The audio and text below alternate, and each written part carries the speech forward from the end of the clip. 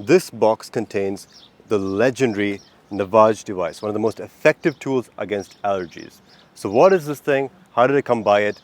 And how do you actually use it? That's what I'm going to discuss. So I found this randomly in a CVS store, and I purchased it and I tried it, and it was actually life-changing. How it works is it has two containers.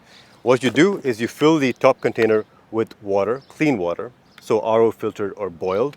And what it does, it has a pump inside, and it passes water through one nostril and out the other, and it collects the water in this bottom container. This is essentially a way to clean your airways and remove allergens.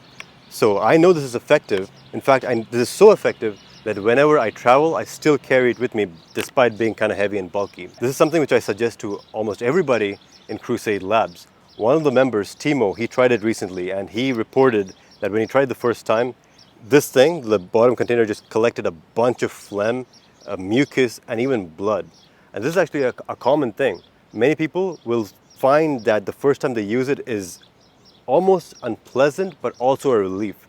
Because think about it, there's so much junk in the airways of your skull if you have allergies. It's better out than in. This is a common thing which happens. The first time you use it, hell, the first week you use it, you'll collect so much mucus, like infection, like tissue, and even blood, clotted blood in this thing. But once it's out of the body, you feel amazing.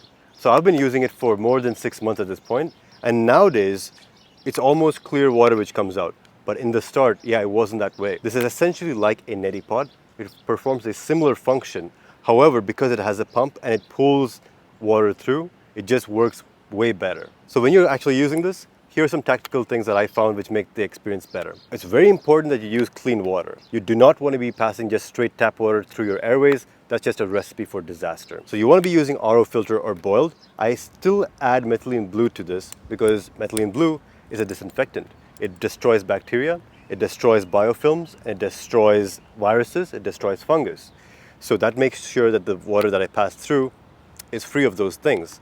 But also the same benefits inside the airways, of course. It destroys fungus, destroys bacteria, of course, and the water removes the allergens. So really nice if you have any of these symptoms. And for maintenance, this is also important. Every month, at least one time, you have to put in a couple of drops of alcohol with your water and just run it through. Like obviously not run it through your nose, just run it through such that the alcohol passes through the pipes within this thing. That just makes sure that any kind of bacteria or infection which is growing inside will be destroyed. This honestly might be one of the best $100 purchases I've ever made. If I had this device when I was younger, 3-4 years ago, 5 years ago, I would have not had these symptoms. I would not have had to get surgery, and I would be years ahead of where I am right now. Just as a good intervention can get you years ahead, a bad intervention can actually put you years behind. And that is what happened to me.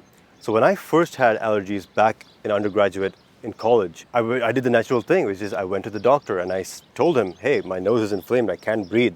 What do I do? And this is what the doctor did. He prescribed me something called Sinex. It's a nasal spray. And this was the wrong thing to prescribe. What Sinex is it's a decongestant. So you spray it into your nose and immediately your congestion vanishes, like literally within 30 seconds. And it was a godsend because I could become confident again. I could go to the gym, I could make gains. I could live my life as normal using the Sinex. So in the first few months, I loved it. It was great. But Sinex is actually quite a dangerous prescription. It's quite a dangerous drug to use. And the reason is, the more you use Sinex, the less effective it becomes. And eventually, it's going to cause your turbinates, and I'll explain what that is, to enlarge to the point at which you need surgical intervention to remove them. So everybody has turbinates. Turbinates are projections which come from the outside of your nose to the inside. They literally look like finger projections on the inside of your nose. And what they're designed to do is slow down the air intake as it goes to the lungs and also increase the humidity of the air as it goes in so that when it goes to the lungs, it's not very dry. That's what turbinates are supposed to do. That's why they can enlarge and reduce in size depending on the situation, depending on the humidity, but also if inflamed, if there's a histamine reaction going on, they will become over-enlarged. So coming back to Sinex, what Sinex does is it acts on these turbinates to reduce their size, which is why it acts as a decongestant. You can actually find out if you have enlarged turbinates right now. The way you do this, I'll show you, is take your fingers and press it on the bone of your nose. Like at the top, of course, the nose has a bone. So just feel the bone, go down, and as soon as the bone ends, squeeze in. If you squeeze in and you feel that one side is significantly bumpier, like if you have some kind of a bony feeling, like there's a bead stuck in your nose, that's an enlarged turbinate. It can happen because of many reasons, but if you have this, you'd want to talk to your ENT to see what can be done about this. This is why I needed surgery, is because I overused the Sinex. Sinex is addictive, and the doctors didn't tell me about it. And because of the overuse, the only option left to me was surgery. In fact, I have pictures of the surgery that I did, the before and afters. Looks pretty messed up, but I wanted to show you. So if you look at this, you can see after the surgery, after they cut the turbinate off, there's so much airspace compared to in the beginning. So don't use Sinex. Sinex is just a terrible product overall. Don't use Afrin, terrible product. Instead, if you have to use a product to clear up your congestion, use Flonase or just Zyrtec tablets. Much better for you than Sinex or Afrin. If you have these symptoms and you go to a doctor and he doesn't help you, he's not able to help you. I know that feeling because I've been there. Instead of the doctor helping me get better, he actually helped me get worse. And that's the reason I'm making this video and giving you all this knowledge, is because I want to give you the story without the scar. Speaking of doctors, another weakness that they have is they're not so good at interpreting blood work. So if you give a doctor your blood work, he's just going to see if your markers fall within the reference range. If it falls within the reference range, he's going to say that you're good. This is not the way I see it. The way I see it is blood work is a map towards optimal health, not just reference ranges, not just the averages. But there's problems with getting blood work done on your own. The first is you don't know what biomarkers to get. There's literally thousands of them that you can choose from. And the second is, once you get your results back, you don't know what to do with it because there's like dozens of numbers and you don't know what the actionable steps are. You don't know what the numbers actually mean. And that's why I started Crusade Labs. If you fill out the form in the description, either myself or a certified functional blood chemistry analyst is going to speak with you, give you guidance on what biomarkers make sense for you to get, and provide you interpretation as well. And all this, at this time, is completely for free. We could talk forever about blood work, but this video is not about blood work, it's about allergies. Speaking of, turns out I'm allergic to cockroaches. So what I have in front of me is the allergy skin prick test. What this test is a comprehensive test of all the allergies that you have. The way it works is you go into the lab and they will prick your skin in a dozen spots with different allergens. They have the concentrated versions of each of these allergens. And the way your skin reacts is going to inform how allergic you are to each of these allergen species. So if you look at my report, you'll see a lot of 3s and 4s. 3s and 4s indicate quite a high level of allergy. Something like a 1 or 2, not so much. So you can see there's grasses, trees, weeds, environmental, and molds. And in this video, I'm going to talk about each of these classes of allergens and how to fight them. So at the end, you'll have methods to destroy any of these. When the allergy specialist looked at my report, the first suggestion he made to me was to change my bedding because I was highly allergic to mites. And there's a very good chance that you too are allergic to mites. Because one of the reasons why this reaction even happened in the first place is to fight off parasites. Mites would be one example of that. Mites are these tiny insects which like to live on fabric. Solution number 2 is changing your bedding. Let's draw some pillows and a nice bed. In terms of order of priority, the first thing you need to change is the pillow covers. Pillow covers, think about it, 1/3 of your life in bed sleeping. Your face and your nose, by extension, is very near the pillows. So if you change your pillow cover to be a mite-free pillow cover, then you're going to save yourself from direct exposure to mites and their body parts, which both cause inflammation. So what are these mite-free fabrics? It's just cotton. It's just cotton, but they weave it extremely tightly. And what this does, it leaves no space for these mites to build their homes and live, making the fabric essentially mite resistant.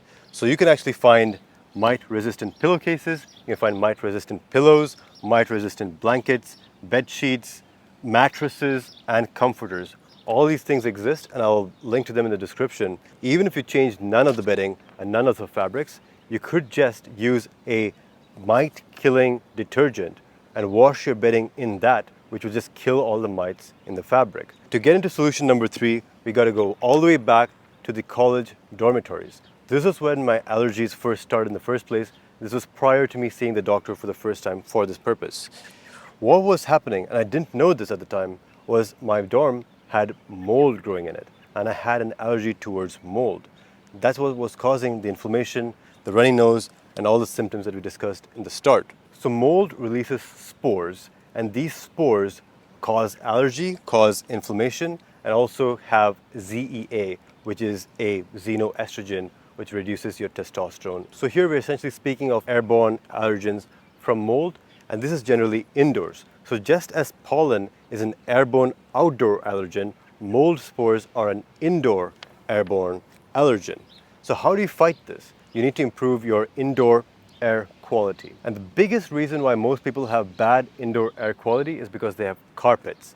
If you have a carpet in your floor, on your floor, very likely that the indoor air quality in your living space is garbage, because carpets, they are the perfect breeding ground for mites, cockroaches, all kinds of pests, but also release microplastics into the air. So if at all possible, you'd want to get rid of carpets and move towards having a tile or wooden floor, but sometimes that's just not possible because you live in an apartment, you live in the dorms, and carpets are what you have. So what can you do? You can use filters, and of filters, there are 3 kinds. The first is using a HEPA filter that you can just buy on Amazon. And the way these things work is they take in air through the sides and release air from the top, and they have a filtration system on the sides. Basically, it purifies your air, and well, that's one thing you can do. That's one clear solution. So these things, they capture dust, airborne mites, captures pollen, captures mold spores. We have another filter, which is a vent filter. So if you have an air conditioning system in your home, you have these vents in your rooms, in your living spaces. So this is a vent, and there are filters which kind of go on top and prevent the mold spores which are growing in the vent system from entering your breathing space. So that's filter number 2. And the third kind of filter that you can use is the actual HVAC filter itself.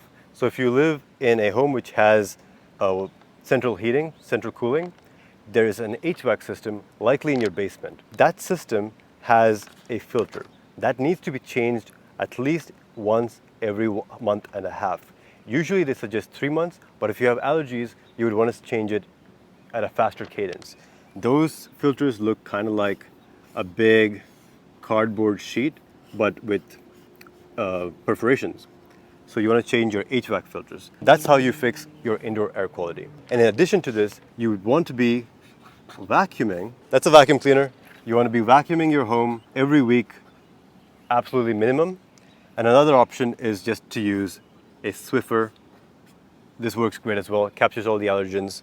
So you essentially hygiene, right? Solution set number 4, directly attacking the mold situation. So what you can do here is you need to actually find this stuff. So sometimes it can be quite tricky because you don't know where it grows. So the easy hint is wherever there's moisture, there's a chance of mold growth. So bathrooms, kitchens, basements, attics, high hotspots for mold growth. So what are you looking? You're looking under the sink. If there's wood paneling, you're looking at the wood. And you're looking for green or black spots or patches. If you see that, that's mold, and you need to get rid of it yesterday. I'm going to attach some pictures of mold and locations, and I'm also going to give you a kind of a guideline or places to check in the description. But now, how do you get rid of the mold? Here are some important steps. First, if you're going to attack the mold, you need to be wearing protective equipment. You need to be wearing at least an N95 mask and also gloves to prevent the skin contact with the mold. Highly important. Do not skip this step. Do not clean the mold if you don't have the protective gear needed to do so. The second thing is you need bleach. You can either get bleach and you mix it in the ratio of 1 cup per gallon and just use that to scrub this mold, or you can actually buy specific chemicals which are designed to kill mold. That's what I will actually suggest. There's two chemicals, 2 sprays really, which I will put in the description. The first one is going to be designed to destroy the mold, and the second one is a sealant. So it's going to make it so that the mold does not regrow. If you have a mystery allergy, it's quite likely that it's actually mold. So if you have an allergy which just appears out of nowhere, like you feel like garbage, you feel like this guy, just randomly at different parts of the year, it might not be pollen, might not be animals, it could be mold. Because whenever there's a mold flare up in your home, you're suddenly going to feel like shit. And you're going to feel like it's random, but it's not random. It's just that you didn't know what the causing factor was. And the fifth solution set is, how do you prevent mold from growing in the first place? Mold grows great where there's high humidity. Well, that means that you need to maintain or measure the humidity in your home. So there's two things which can happen. One is there's too much humidity. Any humidity above 60% is perfect for mold growth. So you'd want, in this case, to have a dehumidifier. Very important if you happen to be living in a basement or a dank or damp location, you absolutely need a dehumidifier. So here's the thing. In the winter, when it gets super dry, you'd want to get a humidifier. And specifically, you want to get a cool mist humidifier. And Wix makes good ones. Essentially, there's two types of humidifiers. The first kind has a wick. And the wick basically suctions up the water using osmosis, has a fan, which then produces the humidity. Don't get this kind. This kind is bad because the wick is usually saturated with water and it can be a substrate for mold to grow on. Not good. The other kind uses a vibration to make the water essentially into its gaseous form. You're looking for cool mist vaporizer. So look for that. If you do all these, you can go from being this guy to being him. Before we close out, I want to remind you that being healthy in a sick society gives you an unfair advantage.